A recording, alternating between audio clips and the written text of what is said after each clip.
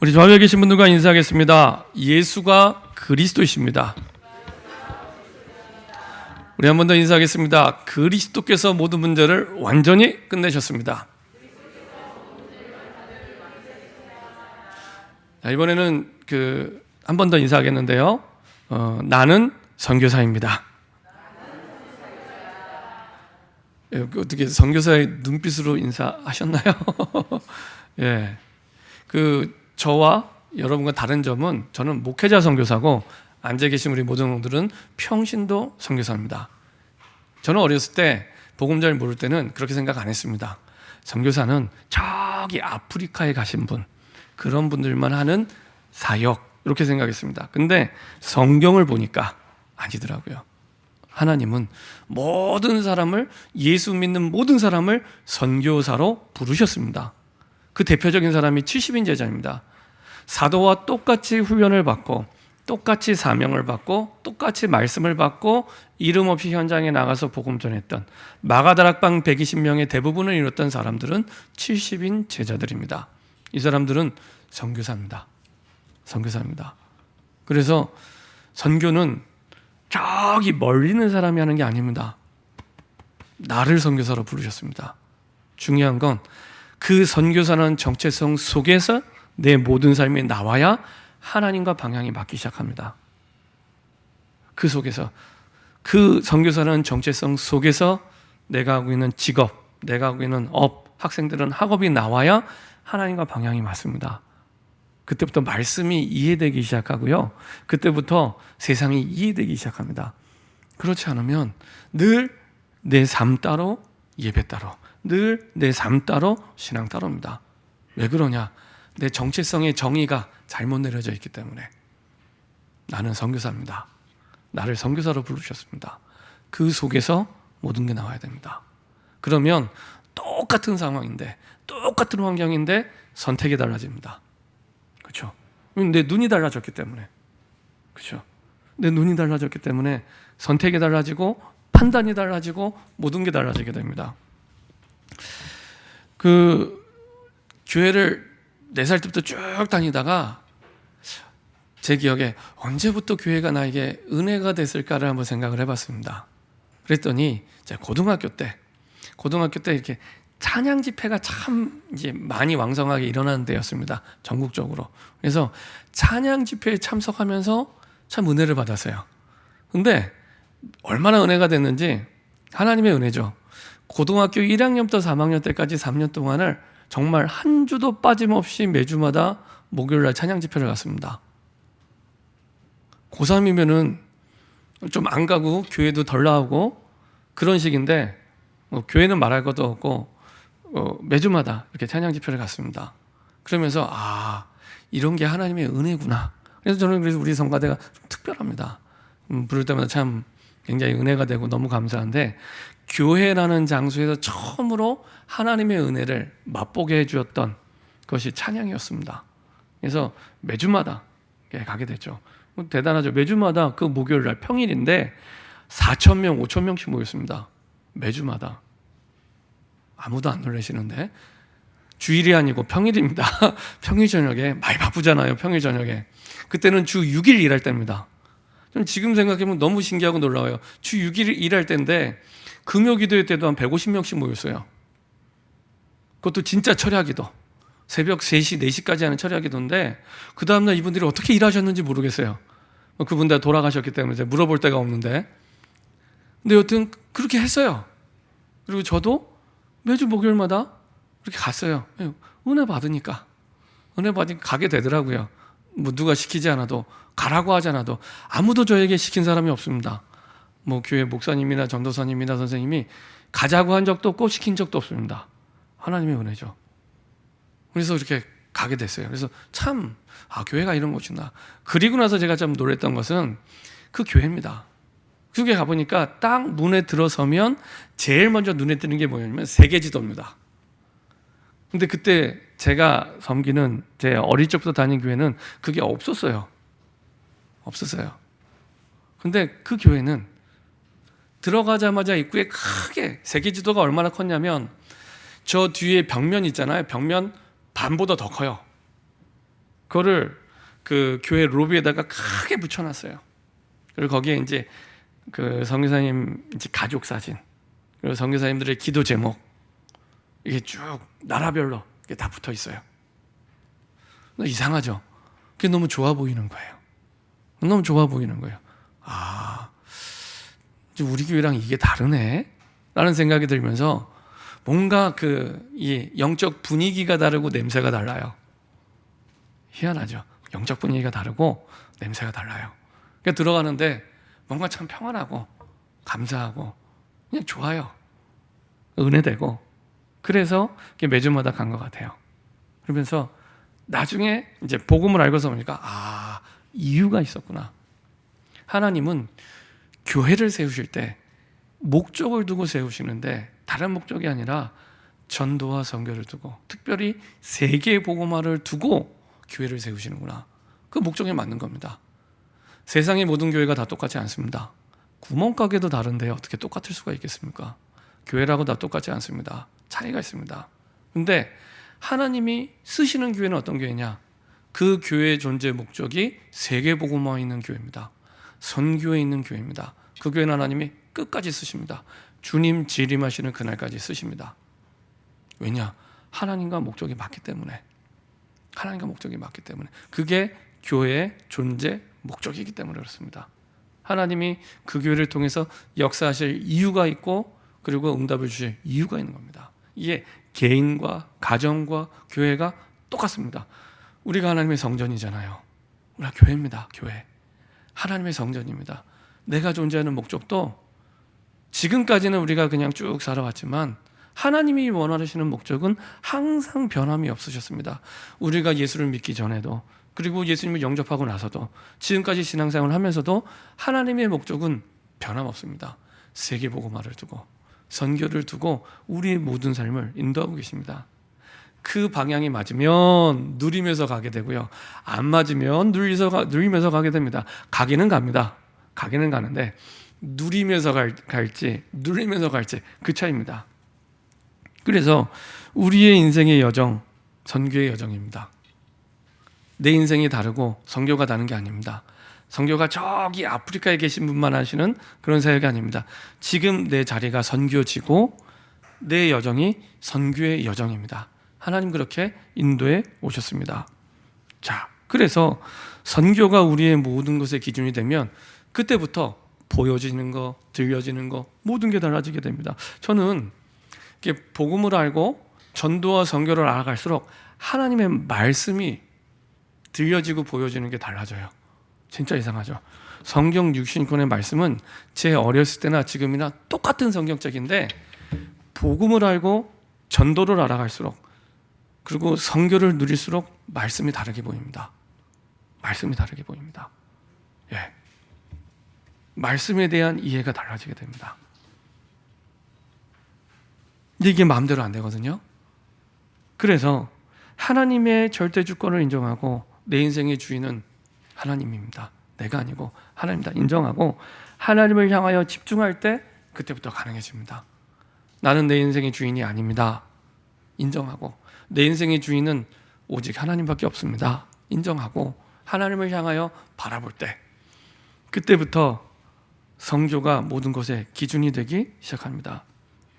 그리고 그때부터입니다. 내가 하나님의 절대 주권을 인정하고 하나님을 향하여 집중할 때 그때부터 나에게 와 있는 모든 문제, 고통이라고 생각되는 그 모든 문제는 선교의 축복으로 바꾸십니다. 근데 중요한 건 내가 바꾸는 게 아닙니다. 하나님이 바꾸십니다. 하나님이 바꾸십니다.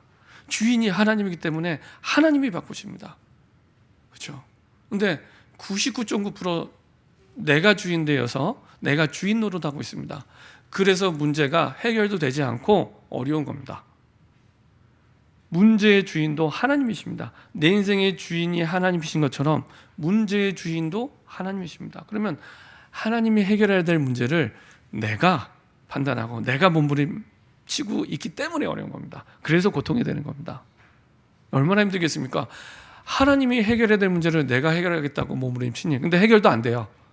해결도 안 됩니다. 그래서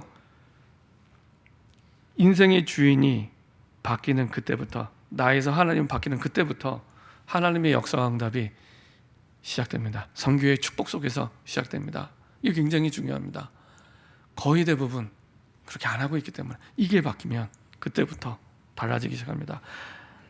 만약에 내가 주인이었으면요, 내가 예수님이었으면, 내가 주인된 인생에서 내가 예수님이었으면 예수님의 12제자를 저는 절대로 제자로 안 삼습니다.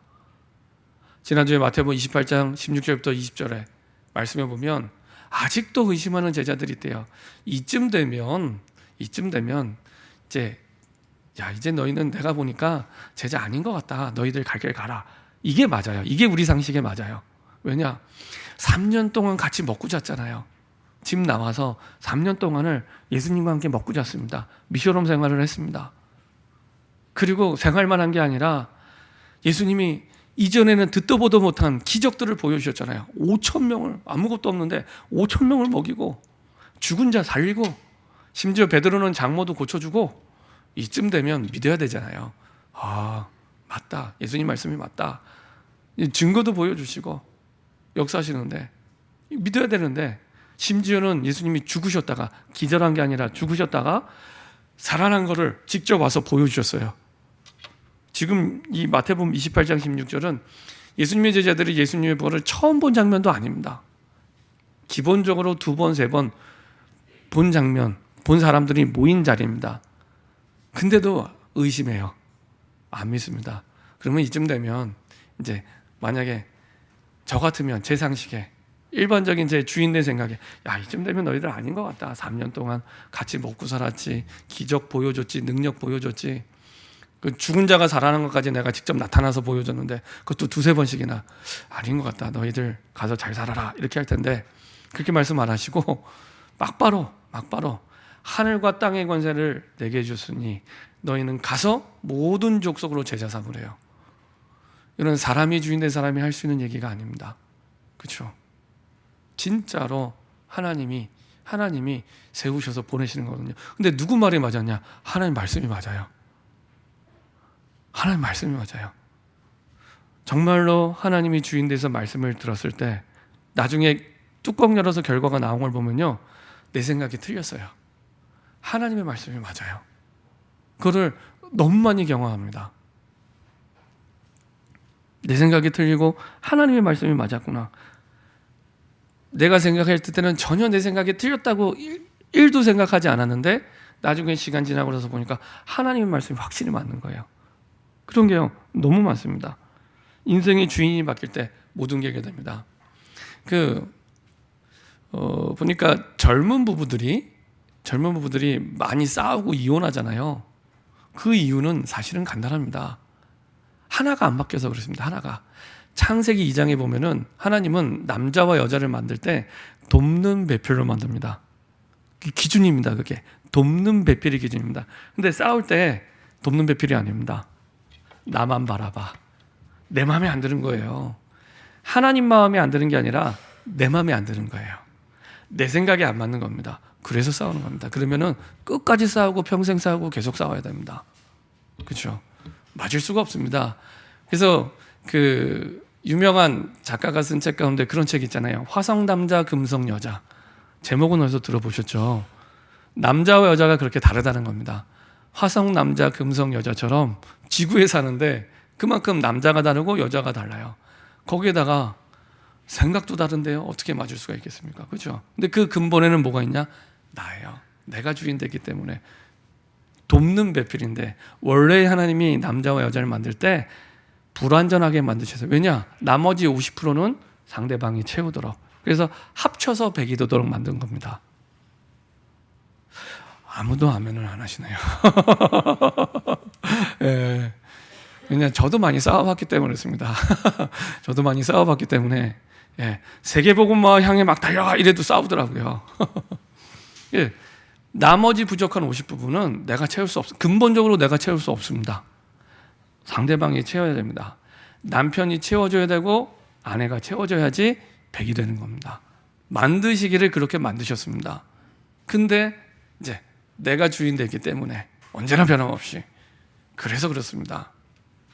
간단한 얘기 같지만은 굉장히 중요한 부분이, 주인이 바뀌면 그때부터 모든 게 바뀝니다. 전도와 선교는 재앙이 임한 시대 현장에 빛을 비추는 겁니다. 그렇죠? 그냥 전도 한번 해볼까? 그냥 한번 뭐 교회에서 선교하니까 선교 주간 되니까 선교헌금 하니까 하는 그런 게 아닙니다. 시대의 모든 재앙, 이걸 바꾸는 게 전도와 선교입니다. 그 100년 전에 우리나라 사람들 사진 본 적 있으세요? 제 기억에는 제가 중학교, 고등학교 다닐 때 역사책에도 국사책에도 있었는데 100년 전에 우리나라 사람들의 모습, 사진으로 보는 거 기억납니까? 요새는 유튜브 시대가 되다 보니까 이제는 사진뿐만 아니라 한 5, 60년 전 영상도 있더라고요. 그것만 전문적으로 한 유튜버들도 있더라고요. 일단 사진을 보면요, 일단 더러워요. 사진 보시면 일단 더러워요. 우리가 흑인이 아닌데 얼굴이 까매요. 사진 보고 영상 보면은 까맣습니다. 그래서 이게 진짜 우리나라 민족 맞나 싶어요. 여기 앉아 계시면 다 막 얼굴이 하얗고 뽀얗고 다 깨끗하고 좋으신데 100년 전에 우리 민족 보면 일단 다 까맣습니다. 일단 더럽습니다. 이게 100년 전에 복음 받기 전에 우리의 모습이구나. 완전히 흑암의 현장 속에 있었던 민족이 우리 민족이었습니다. 5,000년 역사라고 하는데 4,900년 동안 우상을 섬겼습니다. 5,000년 역사 가운데 4,900년을 우상에 완전히 찌들려서 살던 그 모습이 100년 전 사진에 그대로 있습니다. 그러다가 우리나라에 지도에도 없는 나라인데, 그 당시에는 지도에 없었다니까요. 우리나라가 지도에도 없는 나라인데 중국 성경을 얻다가 저기 밑에 조선이라는 나라가 있대. 약간 지도에도 없는 나라가 있는데 이 사람들에게도 복음이 필요하대 하고 우리나라에 오신 겁니다. 일본에 왔다가, 일본 우리나라보다 100년 먼저 복음이 들어가거든요. 중국도 마찬가지로. 이 일본에 왔다가 저기 바다 건너에 아직 복음을 모르는 미개한 어떤 민족이 산대. 조선이래. 거기에 복음이 필요하대. 그래서 선교사님들이 오기 시작했습니다. 사실은 그런 지도에도 없던 나라. 근데 그 선교사님들이요, 그 나라에서는 다 엘리트들이에요. 그리고 언제 왔냐? 20대 때. 20대 때 엘리트들로 우리나라에 지도에도 없는 나라를 왔어요. 매년 제가 이제 오랫동안 교회에서 대학 청년부를 맡았었습니다. 근데 고민이 하나 있었는데 뭐냐면 세계복음화 하는데 이게 늘 말로만 해요. 말로만 해요. 그래서 어떻게 하면 이 세계복음화를 정말로 실감나게 사실적으로 깨달을 수 있도록 도와줄 수 있을까 고민을 하다가 몇 가지 하나님이 지혜를 주시더라고요. 그 중에 첫 번째가 뭐였냐면 서울 합정동에 가면 양화진 외국인 선교사 묘역이라고 있습니다. 합정동에. 거기는 이제 우리나라에 오신 대부분의 선교사님들의 묘역이 있습니다. 여기를 데리고 와야겠다. 일단. 그래서 이제 제가 맡고 있는 대학 청년들 임원들은 매년 첫 번째 행사가 뭐냐면 외국인 선교사 묘역에 가서 확인하는 거였습니다. 우리가 어느 날 갑자기 태어난 게 아닌 것처럼, 그렇죠? 누군가는 내가 태어났다면 아빠가 있고 엄마가 있잖아요.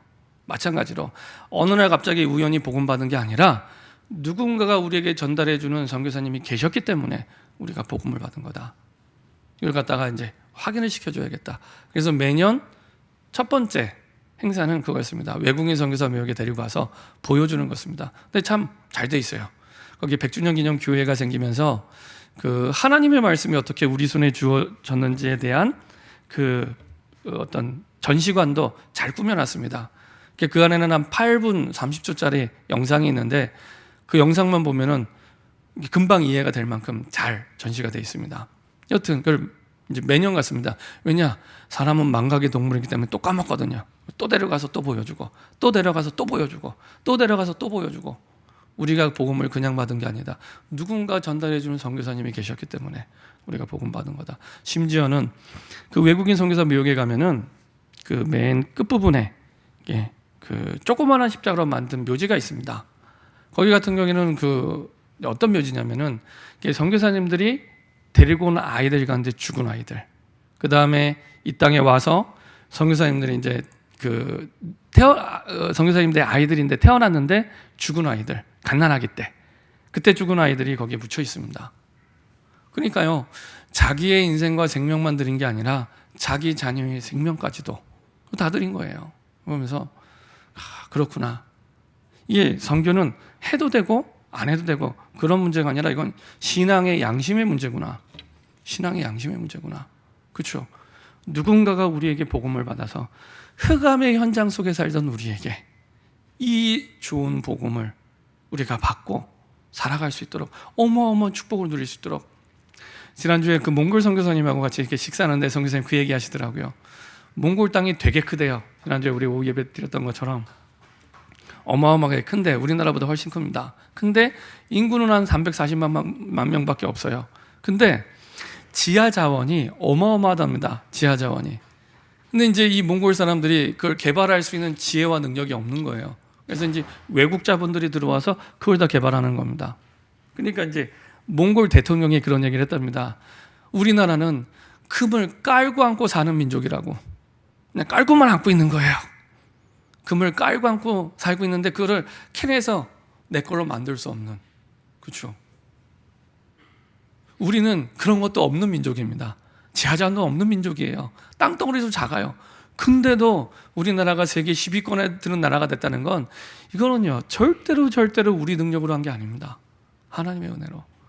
역사를 보면은 하나님의 은혜라고 말할 수밖에 없을 만큼 하나님의 은혜로 100년 전만 해도 흑암의 현장에 살던 우리나라에 복음을 주어서 거기서 완전히 바뀌어서 새로운 삶을 살 수 있도록 하나님 인도해 주는 거죠. 우리만 그런 게 아니라 성경 속에 있는 모든 나라도 마찬가지였습니다. 애굽도, 바벨론도, 로마도 사실은 이스라엘 백성들에게 복음 주어서 세계 복음화하게 했는데 안 가는 겁니다. 복음을 안 전한 겁니다. 그래서 노예라도 가게 해서 애굽을 통해 전 세계를 살리도록, 포로로 가게 해서라도 바벨론을 통해 237개 나라 전 세계를 살리도록, 속국이 돼서라도 로마로 말미암아 세계 복음화 하도록 하나님 그렇게 만드신 겁니다. 그래서 모든 하나님의 시간표는 선교에 있습니다.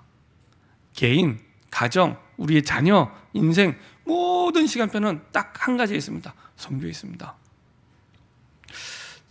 지난주에 말씀을 보는데 참 은혜가 되더라고요. 지난주 강단 말씀이 마태복음 28장 16절에서 20절인데 다시 마태복음을 처음부터 이렇게 보게 됐습니다.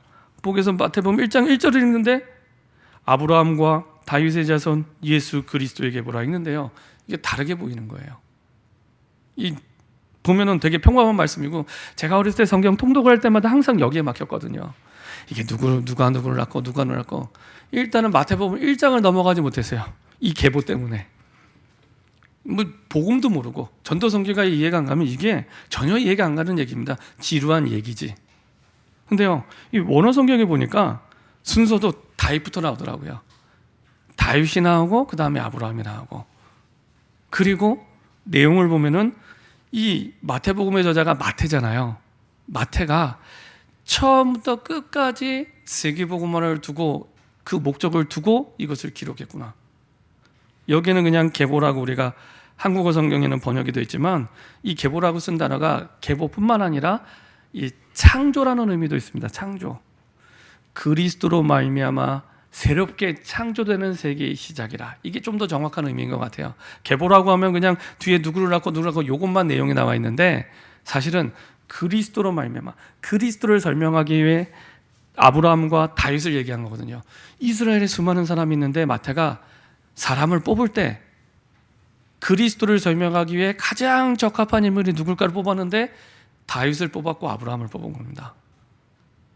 그 다윗은 누가 봐도 인정하는 왕. 근데 그 후손 가운데 그리스도가 오실 거라고 약속했고 오셨기 때문에.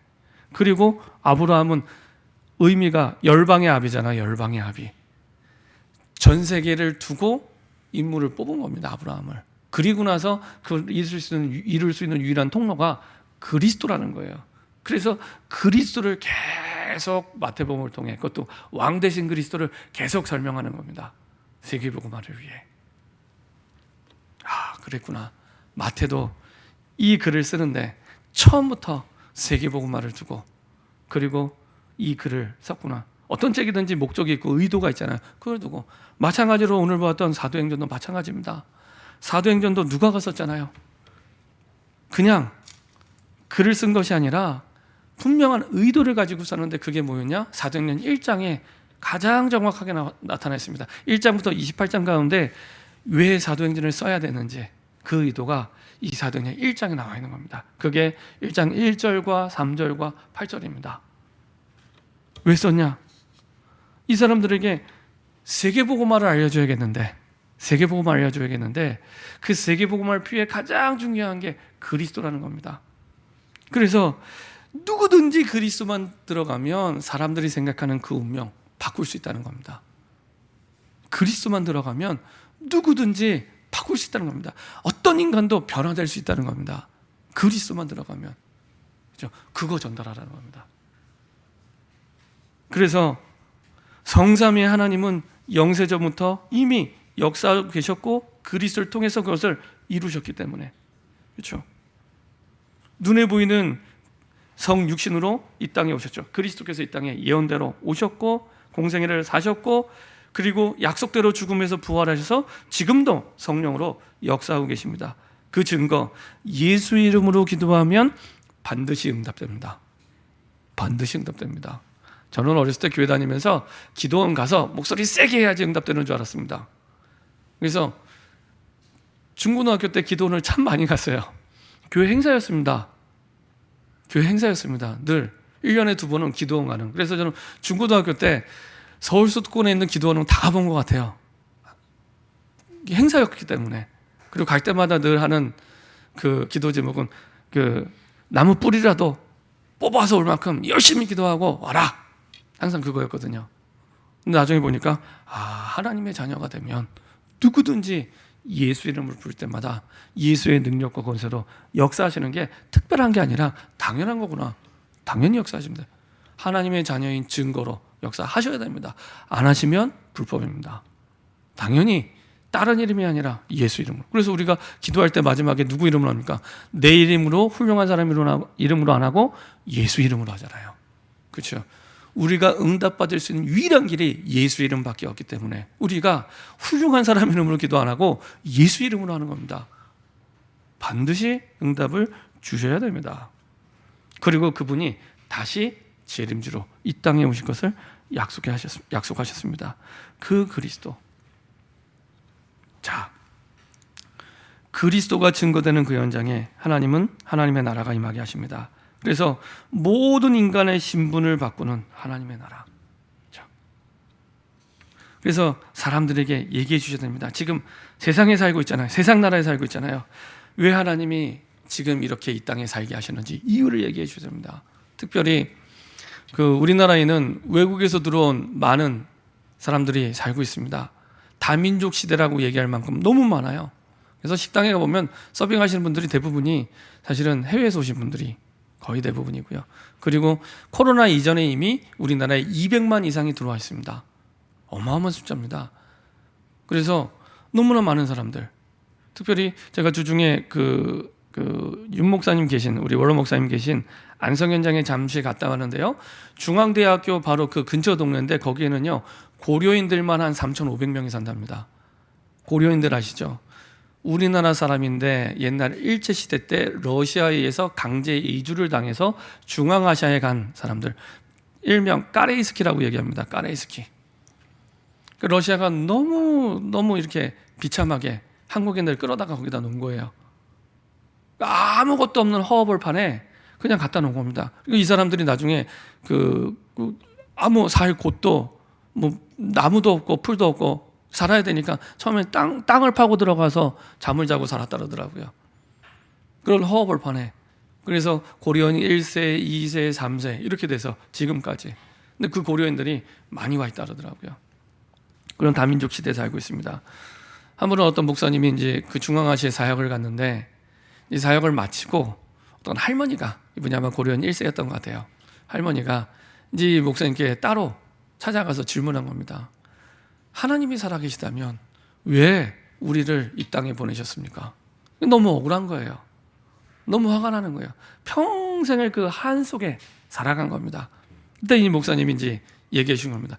하나님께서 성경에 보니까 세계복음화를 두고 하나님이 택한 이스라엘 백성처럼 이 땅을 복음화하라고 하나님께서 이 땅에 오게 하신 겁니다.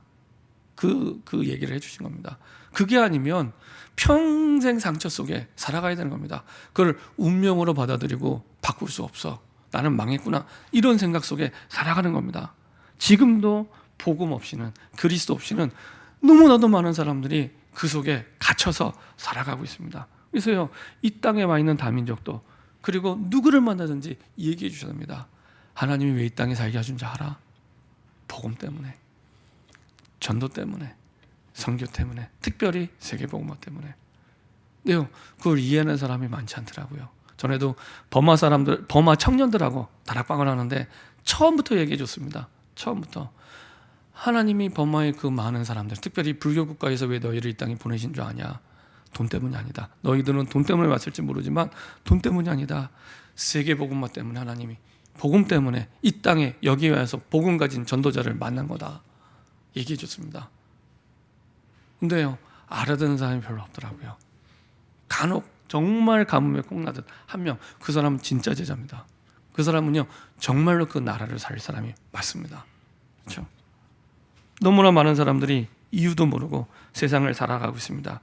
특별히 그 세상 나라를 뒤에서 움직이고 있는 사단의 나라, 공중권세자문자를 통해 지금도 왕이 아닌데 왕 노릇하는 사단의 존재가 분명히 있음을 얘기해주고, 그리고 그것을 이길 수 있는 신분을 주셨음을 말해줘야 됩니다. 그리고 그 배경 속에 하나님의 나라가 있음을 깨닫고 얘기해줘야 됩니다. 너를 이렇게 지옥 같은 삶을 살도록 하나님이 만들지 않으셔서 이 속에 하나님의 계획이 있고 하나님의 나라의 축복과 응답이 있는데, 그것을 누릴 수 있는 비밀은 네가 하나님을 만나면 돼. 그때부터 이제는 보좌의 축복이 그 현장 속에 임하기 시작합니다. 알면 누리게 되고, 정말 알면 바뀌게 됩니다. 그래서 그 사람들에게 하나님은 393의 축복을 주시죠. 393의 축복이 뭐냐? 3, 성부, 성자, 성령, 성삼위 하나님이 그 사람과 영원히 함께 하십니다. 이게 어마어마한 축복입니다. 우리가 능력 있는 사람과 함께해도 대단하게 어깨에 힘주고 다닐 텐데, 이 지구를 먼지처럼 보시는 하나님이, 그것도 성부, 성자, 성령 하나님이 나와 평생 함께 영원히 단 1초도 떠나지 않고 나와 동행하십니다. 진짜 믿으면 세상이 부럽지 않습니다. 그렇죠?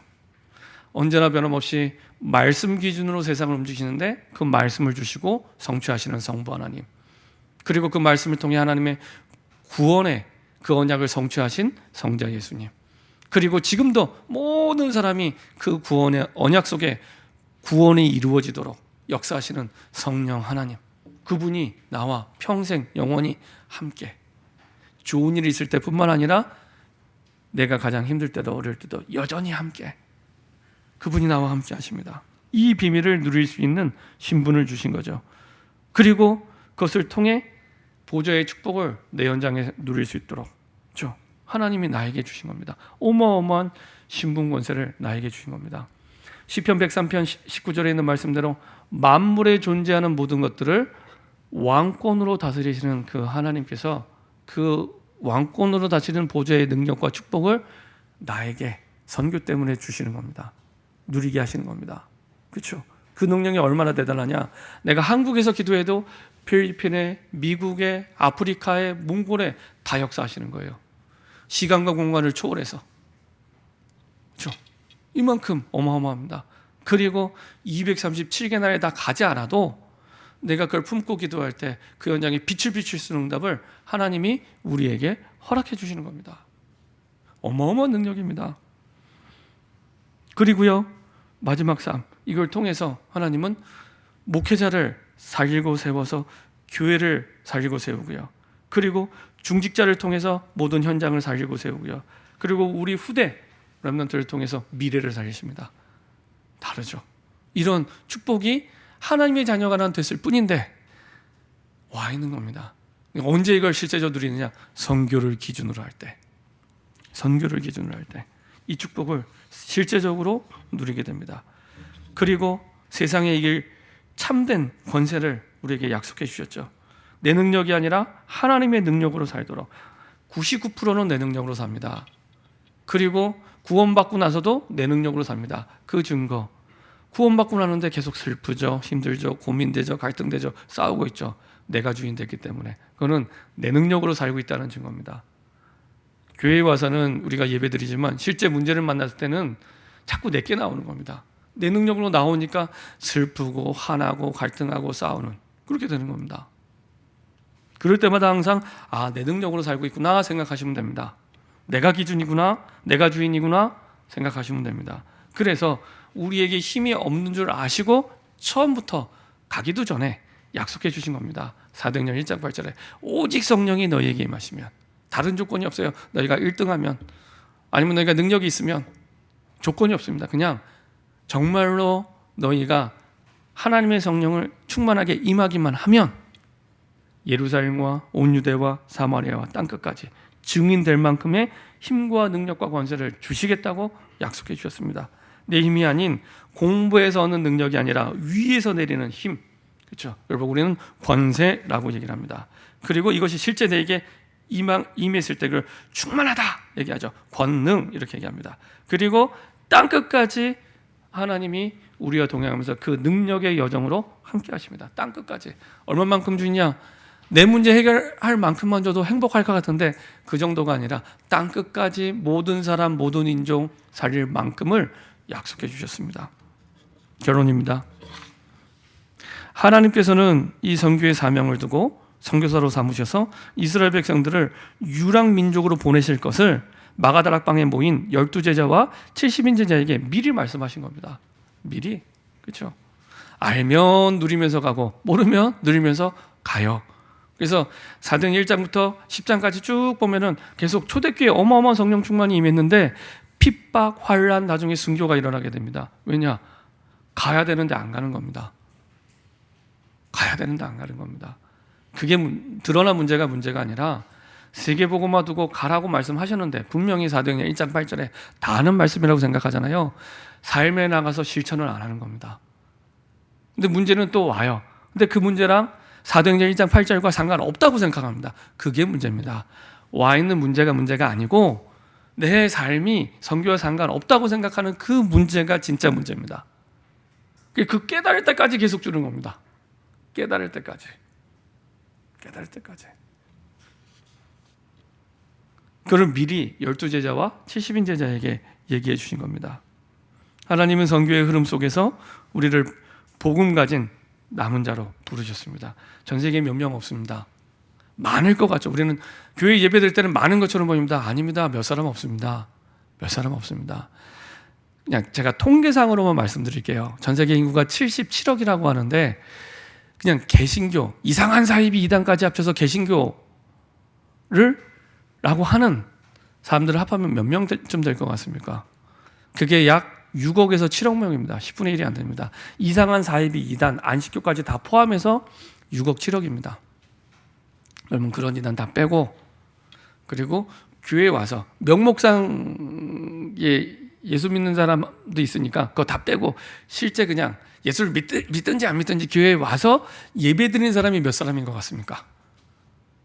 우리 보통 교회 이제 등록 교인 통계 내면은 등록된 사람만 엄청나 많은데 실제 교회 내에서 몇 사람 안 되거든요. 그런 것처럼 많은 것 같은데 실제 교회에 와서 예배 드리는 사람은 또 얼마 안 됩니다.